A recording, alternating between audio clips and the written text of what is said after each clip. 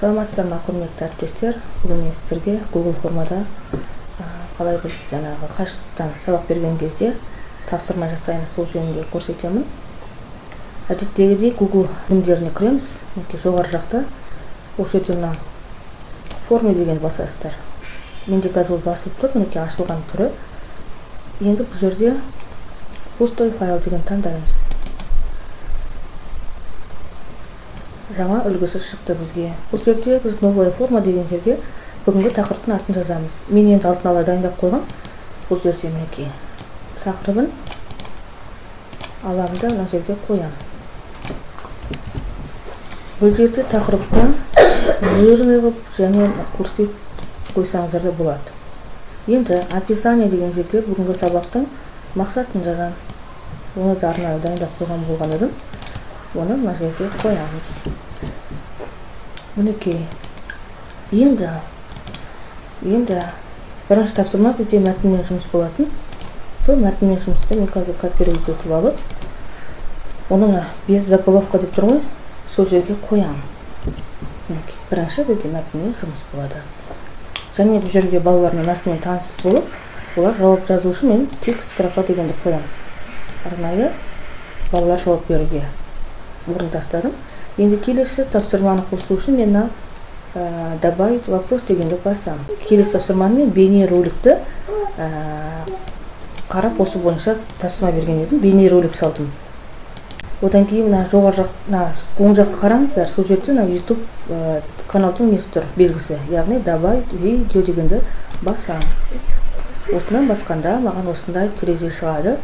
Бұл жерде URL тұр ғой, соны басып, мен мына жерде арнайы бір видеоны дайындап қойдым. Осының копировать URL видео деген сілтемесін алып, осы жерге қоямын. Мінекей, біздің YouTube'да видеомыз жүктелді. Одан кейін выводты басамын.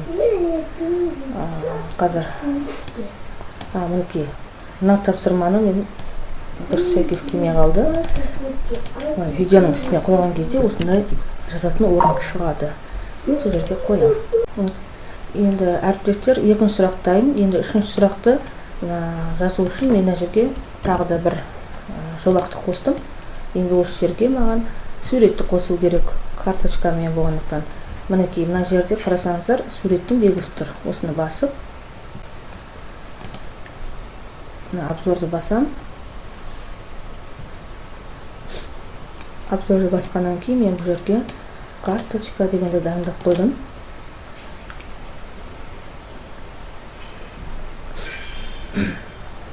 Мінекей, осы карточкаға қарап, олар тапсырмамен жұмыс жасайды. Бұл жерге де текст строка тастап келтемін.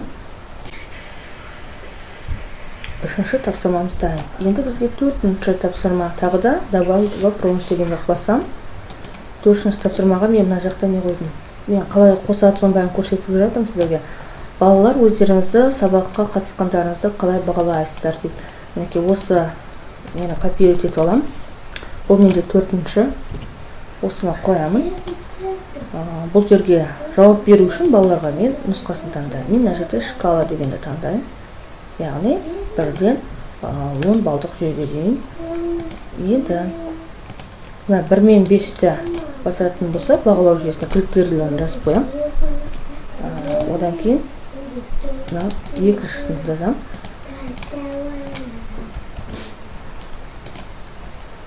Так, қойдық, болды, балалар өздері осыған байланысты жауап береді, бағалайды өздерін. Одан кейін 5-ші бізде үйге тапсырма деп қойыппын. Үйге тапсырманы мен алып мына жерден көшіріп алам. Да, мына жерге қоям.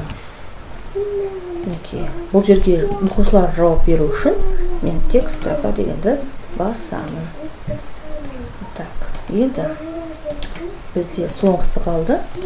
Соңғысы бізде бүгінгі сабақ осымен аяқталды деп мен аяқтауым керек тұғын.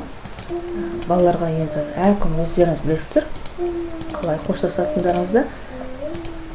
Мен осындай форматта жасап көрдім. Бұған енді қараңыздар, сурет қоям ғой, мен сурет қоям. Оны бірақ мен осы жолы мына жердегі мен басам, добавить изображение. Осыған барамын. Обзор басамын. мінекей мен карточкамды тағы да дайындап қойғам. Соны жүктеп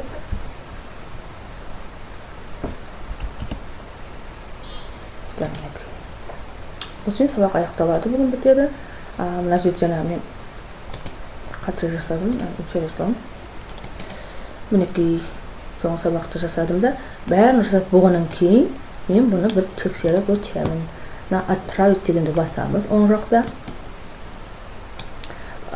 Қарап отырсаңыздар, сілтеменің суреттер, соны басып, мынаны копировать етіп, енді бұны мен жаңа вкладкада ашып көремін. Мінекей көріп отырғандарыңызда тақырыбы, мақсаты, мәтіндегі жұмыс балаларға осылай көрінеді. Балалар өздерінің пікірден қалдырады, бейнемен танысады, карточкамен жұмыс жасайды, әрқайсысының жауап беруге мүмкіндіктері бар.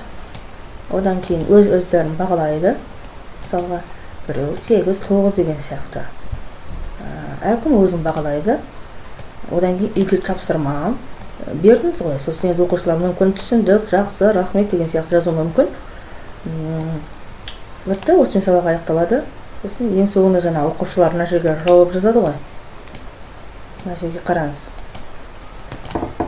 Мына жерге енді мына пікір қалдыру керек осы не бойынша да, әдептілік. Мысалға, сізге қалай жауабы келеді? Әр оқушы жауап береді бұған. Сонда сіз қаншама оқушының қатысқанын бақылай аласыз.